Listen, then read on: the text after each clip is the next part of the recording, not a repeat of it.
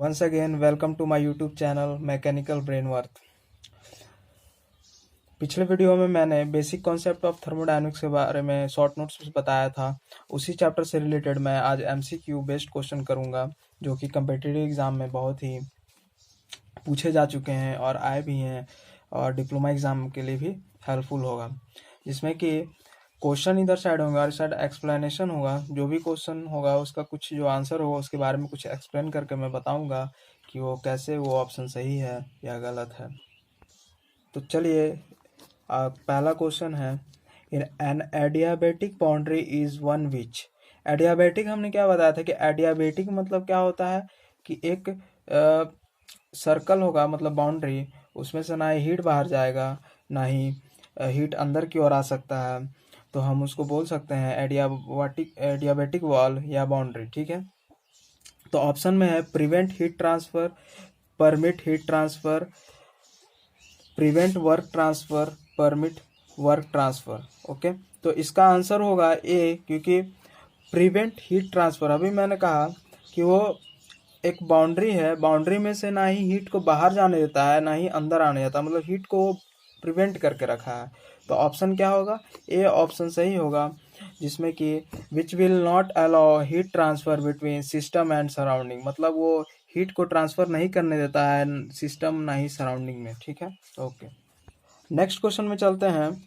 For an isolated system executing a process, जैसे कि option है no heat transfer take place, no work is done, no mass crosses the boundary, और last option है all of this. जैसे कि हम बताए थे कि आइसोलेटेड सिस्टम मतलब क्या होता है, system plus boundary is equal to universe हम लोग बोलते हैं, जो कि आइसोलेटेड सिस्टम था, कल हमने पढ़ा था, या पिछले वीडियो में जो बेसिक कॉन्सेप्ट ऑफ थर्मोडायनेमिक्स उसमें हम लोग पढ़े थे। तो आइसोलेटेड मतलब होता है कि पूरा आइसोलेट, ना ही हीट बाहर जाएगा ना ही हीट अंदर आएगा, वर्क भी बाहर नहीं जाएगा ना ही अंदर आएगा, ना मास बाहर जा सकता है ना मास अंदर आ सकता है। तो इसका ऑप्शन होगा डी, ऑल ऑफ दिस। तो no transfer of energy and matter take place. Okay, तीसरा क्वेश्चन है, choose the correct statement among the following. तो चलिए स्टेटमेंट पढ़ते हैं हम लोग, क्या क्या स्टेटमेंट है। Temperature is an extensive property. दूसरा ऑप्शन है mass remain same is an open system. तीसरा ऑप्शन है the system boundaries are collapsible and एक्सपेंसिबल।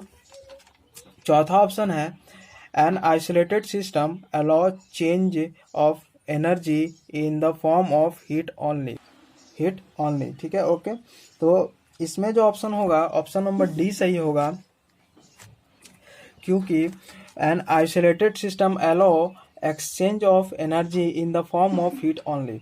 जैसे कि हम पहले ही बता चुके हैं कि एनर्जी जो है और जो वर्क है वो आइसोलेटेड सिस्टम में बाउंड्री से बाहर नहीं जाता, लेकिन जो एनर्जी है, जैसे कि मान लीजिए एक बोतल में पानी भरा हुआ है, ये आइसोलेट किया हुआ है, चारों तरफ से क्या है, आइसोलेट किया हुआ है, और जब गर्म पानी, ये हॉट वाटर जो है, ये कुछ देर बाद ठंडा हो जाता है।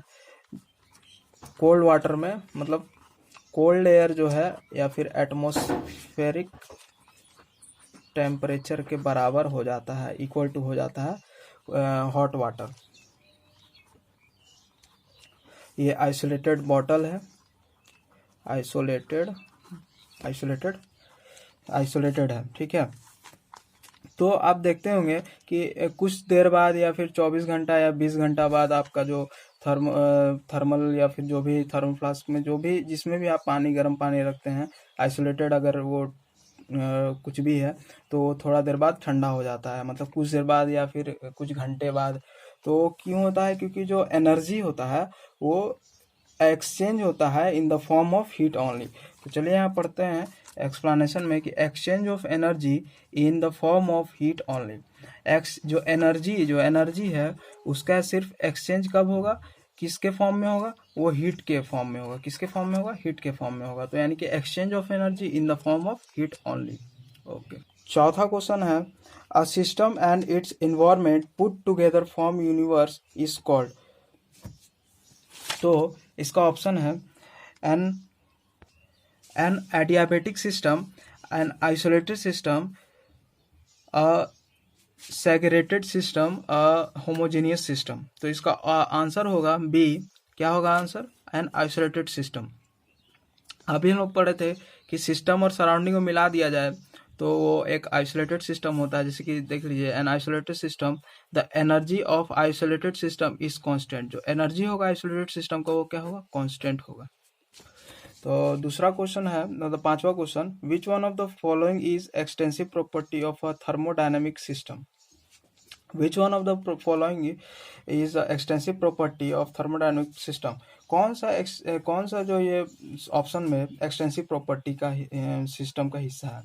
तो वॉल्यूम हो गया, प्रेशर हो गया, टेम्परेचर हो गया, डेंसिटी हो गया। तो इसका आंसर क्या होगा? वॉल्यूम होगा, क्योंकि वॉल्यूम जो है, since volume depend on mass, depend करता है मास पे। जो वॉल्यूम है वो डिपेंड करेगा मास पे, and hence it is extensive property.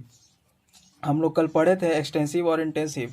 तो कल हम लोग इंटेंसिव में पढ़े थे कि वो मास पे डिपेंड नहीं करता है, लेकिन जो एक्सटेंसिव प्रॉपर्टी है वो किस पे डिपेंड करता है? मास पे डिपेंड करता है। और मास और वॉल्यूम किस पे डिपेंड करता है? मास पे। तो वॉल्यूम क्या हो गया? एक्सटेंसिव प्रॉपर्टी हो गया। बाकी प्रेशर जो हो गया आपका, और ये टेम्परेचर हो गया, डेंसिटी हो गया, all are the example of intensive property. और वॉल्यूम क्या है? एक्सटेंसिव प्रॉपर्टी का हिस्सा है। चलिए नेक्स्ट क्वेश्चन हम लोग चलते हैं, 6 number. Close thermodynamic system in one in which, कौन सा क्लोज सिस्टम हो सकता है इसमें से?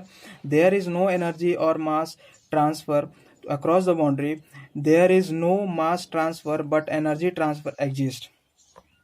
तो इसमें ऑप्शन होगा बी नंबर, क्योंकि हम लोग कल पढ़े थे कि क्लोज सिस्टम जो है उसमें मास तो बाहर नहीं जाएगा, लेकिन एनर्जी ट्रांसफर हो सकता है। जिसका एग्जाम्पल था, कल हम लोग पढ़े थे एग्जाम्पल, पिस्टन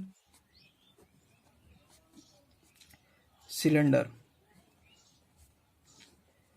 ठीक है, पिस्टन सिलेंडर कल हम लोग एग्जाम्पल में पढ़े थे इसका, कि जो इसमें क्या होता है, वर्क और एनर्जी तो हमको बाहर मिलता है, लेकिन मास हमको नहीं मिलता है। तो इसका ऑप्शन क्या हो जाएगा? There is no mass transfer but energy transfer exist. No mass transfer, energy transfer take place.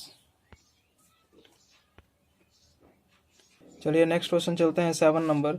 The value of an extensive property is extensively dependent on. तो जो इसका ऑप्शन है ये पढ़ते हैं हम लोग, मास और extent of the system, interaction of the system with its surrounding, nature of boundaries rigid और flexible, path follow by the system. तो इसका आंसर होगा मास और एक्सटेंट ऑफ द सिस्टम। अभी हम लोग कुछ देर पहले पढ़े थे कि जो एक्सटेंसिव प्रॉपर्टी है वो किस पे डिपेंड करेगा? किस पे डिपेंड करेगा? एक्सटेंसिव प्रॉपर्टी मास पे डिपेंड करेगा। तो यहाँ लिखा हुआ है साफ साफ एक्सप्लेनेशन में कि extensive property depends on mass और extent of the system. Extensive property जो है किस पे डिपेंड करेगा? मास पे डिपेंड करेगा। ठीक है, चलिए नेक्स्ट क्वेश्चन चलते हैं। Which of the following are intensive property? कौन सा इसमें से जो है इंटेंसिव प्रॉपर्टी हो सकता है? तो हम लोग ऑप्शन पढ़ते हैं। पहला ऑप्शन है काइनेटिक एनर्जी, दूसरा है स्पेसिफिक एंथैल्पी, सी प्रेशर, डी जो है एंट्रोपी। अब हम लोग कल देखे थे कि इंटेंसिव प्रॉपर्टी में एक स्पेसिफिक एंथैल्पी था और स्पेसिफिक एंट्रोपी था। यहाँ हम लोग बहुत सारे लड़के जो हैं गलती कर देते हैं एग्जाम में, कि स्पेसिफिक एंथैल्पी को भी टिक कर देते हैं, प्रेशर को तो टिक करेंगे ही, प्लस आपको एंट्रोपी को भी टिक कर देते हैं। लेकिन एंट्रोपी क्या है? गलत होगा। सही ऑप्शन होगा बी और सी, मतलब 2 और 3। तो 2 और 3 क्या है? ये ऑप्शन सही है, 2 नंबर ऑप्शन सही है। तो जैसे कि आप देख सकते हैं एंट्रोपी है, यहाँ है स्पेसिफिक एंट्रोपी नहीं लिखा हुआ है। स्पेसिफिक एंट्रोपी रहता तब ये सही रहता, लेकिन अभी ये फिलहाल क्या है? ये नहीं हो सकता है, ये नहीं हो सकता है। सिर्फ क्या होगा? ऑप्शन बी और सी सही है, मतलब बी और सही मतलब 2 और 3। तो ऑप्शन नंबर क्या हो जाएगा? 2 और 3, यानी कि specific enthalpy, pressure are the intensive property. Specific enthalpy, enthalpy per unit mass. ठीक है, ये याद रखिएगा। स्पेसिफिक एंथैल्पी क्या होता है? स्पेसिफिक पर यूनिट मास। नेक्स्ट क्वेश्चन चलते हैं। ज़्यादातर ये क्वेश्चन पूछा गया है और इसको आप स्टार मार्क लगा सकते हैं, कम्पिटिटिव एग्जाम में हमेशा पूछा गया है कि triple point temperature of water is क्या होगा? मतलब वाटर का ट्रिपल पॉइंट टेम्परेचर क्या होता है? तो ऑप्शन क्या होगा? आंख बंद करके आप मार सकते हैं, डी 273.16 के होता है। ये हमेशा पूछा गया है और आप इसको स्टार मार्क दे सकते हैं। नेक्स्ट क्वेश्चन है the system is system is partition in two equal parts and intensive property of each part will। तो कहने का मतलब ये है कि इंटेंसिव प्रॉपर्टी को अगर हम पार्टीशन करेंगे तो इक्वल पार्ट में, तो क्या इस पे क्या हो सकता है ऑप्शन, जैसे कि है बिकम हाफ, वो हाफ हो जाएगा, रिमेन अनचेंज, वो रिमेन अनचेंज रहेगा, डबल हो जाएगा, डिपेंड अपॉन द नेचर और इंटेंसिव प्रॉपर्टी। याद रखिएगा जो इंटेंसिव प्रॉपर्टी है वो मास पे डिपेंड नहीं करता है, तो इसलिए वो क्या रहेगा, रिमेन अनचेंज रहेगा। And intensive property is not depend on mass of the system. Next question है zeroth law of thermodynamics from the basic of measurement of. ठीक है, तो जीरोथ लॉ जो है पूछ रहा है कि zeroth law of thermodynamics from the basis of the measurement of option क्या है, प्रेशर है, टेम्परेचर है, हीट एक्सचेंजर है, वर्क है। तो इसका आंसर हो जाएगा टेम्परेचर, क्योंकि जीरोथ लॉ जो है इसको ध्यान से देखिएगा, बहुत इंपॉर्टेंट क्वेश्चन है, आप इसको स्टार मार्क लगा सकते हैं क्योंकि हमेशा पूछा गया है कॉम्पिटिटिव एग्जाम में। जीरोथ लॉ क्या होता है, तो जीरोथ लॉ जो है वो कॉन्सेप्ट ऑफ टेम्परेचर है, याद रखिएगा। और जो फर्स्ट लॉ है वो कॉन्सेप्ट ऑफ इंटरनल एनर्जी है। जीरोथ लॉ क्या है, कॉन्सेप्ट ऑफ टेम्परेचर है। फर्स्ट लॉ क्या है, कॉन्सेप्ट ऑफ इंटरनल एनर्जी है। सेकेंड लॉ क्या है, कॉन्सेप्ट ऑफ एंट्रोपी है, हीट का मतलब, याद रखिएगा इसको। नेक्स्ट क्वेश्चन चलते हैं, which of the following quantities is not the property of system. इनमें से कौन सा जो है हिस्सा नहीं है प्रॉपर्टी ऑफ द सिस्टम का। जैसे कि इसका ऑप्शन पढ़ते हैं, प्रेशर, टेम्परेचर, डेंसिटी, हीट।